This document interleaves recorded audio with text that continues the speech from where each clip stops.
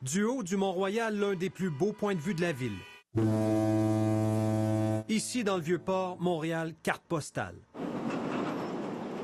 Le visage de la métropole change au quotidien. Le journaliste Hugo Jonca du bureau d'enquête surveille attentivement sur une base régulière les transactions immobilières. C'était en juin 2016, en plein boom des condos dans Griffintown. Il y a une transaction un jour qui attire mon attention, c'est celle d'Ibrahim Hissène Bourma. C'est le beau-frère du dictateur tchadien Idriss Déby.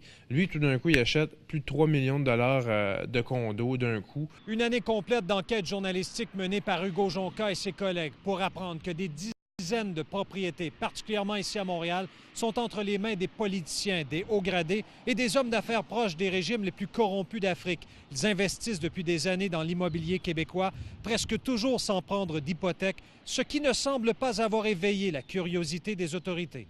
C'est des dizaines de propriétés, mais c'est une quinzaine de personnes. Puis il y en a pour plus de 30 millions de dollars. Vous avez bien entendu autour de 35 millions de dollars de propriétés achetées au Québec par des individus qui, pour la plupart, ont fait l'objet d'enquêtes pour divers délits ou crimes financiers, soit dans leur pays d'origine, soit en Europe, où les procès sur la corruption de despotes africains se multiplient.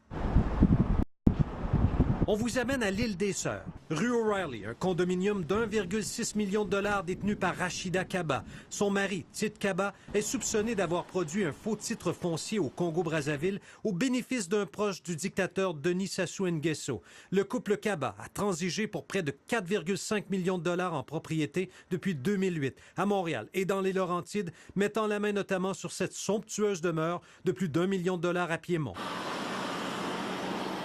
D'autres exemples des recherches approfondies du bureau d'enquête. À Gatineau, 2 immeubles d'appartements détenus par Jean-Jacques Bouillat, un ministre congolais au cœur des pires systèmes de corruption d'Afrique. Il est parvenu à dépenser près d'1,5 million de dollars dans le secteur Elmer.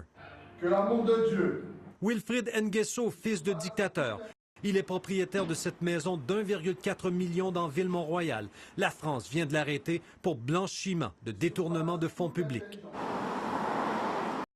La tour de Condotel Le Cristal, où Voltaire Bressetto Obami détient 2 unités, un homme d'affaires sous la loupe des autorités anticorruption françaises. Son investissement au centre-ville, près d'1 demi-million, sans hypothèque. Si en Europe, les autorités ont lancé la chasse aux biens mal acquis, au Canada, non seulement l'expression n'existe pas, mais personne ne pose encore la question à ces investisseurs. Yves Poirier, TVA Nouvelles, Montréal.